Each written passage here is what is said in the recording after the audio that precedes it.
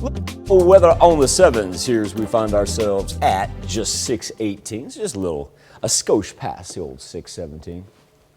I promise, I was trying to make a Johnny Walker joke with Tanya just a little bit ago, and she got worried. She thought it was a political thing. I'm like, it's not. She said Hormel Black Label, and I was trying to come back and make a Johnny Walker joke. That's all I was doing with the label color right there. Cold front settled in right now, so we're going to make it down into the high 50s before we rebound, get back up to the 60s this afternoon. Cooler temperatures remain. Here's what we're looking forward to. Please begin on Sunday. Give us some rain that'll take us in the middle of next week because, ooh, do we need it at this point in time. Now let's go over to Jesse in studio. Okay. Conversation with Katrina Gilstrap. Katrina, you are a patient navigator at Mercy Health. You know that, but I don't know what it takes to truly be that advocate for someone who's going through a cancer diagnosis and a cancer journey. So I want to start by continuing our conversation. You know, there's things that a patient wants to hear. There's things that a patient needs to hear. And in knowing how to deliver the news or the information that they need to hear can be a real challenge. So, I mean, what have you found is the best way to tell them those things that, you know, they need to hear, the tougher news or the tougher information?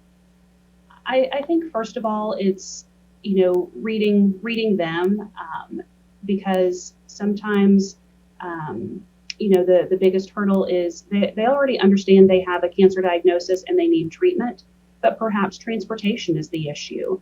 Or as they go through their chemotherapy, maybe they're having problems with diet and maintaining a weight, or problems with nausea.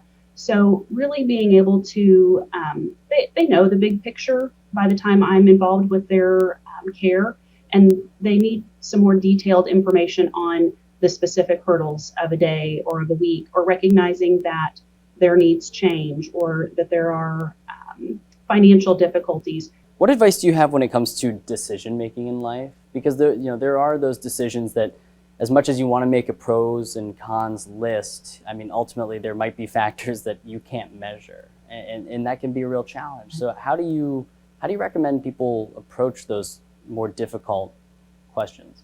The more open a family can be with one another about their wishes or their beliefs, and sometimes people don't know exactly what they do want, but they know what they don't want, and that's okay to outline those, to some of those specifics.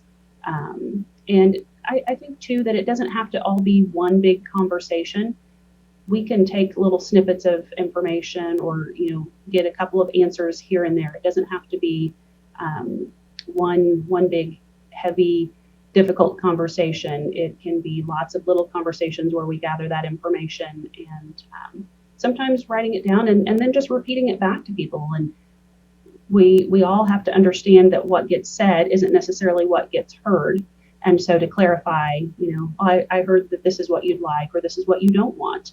You know, keeping up with that, and there again, knowing that those decisions sometimes can change, or people's perspectives. And so what we think we know at one point in time, it's okay to circle back around as we need to, and confirm that that's still where everybody is.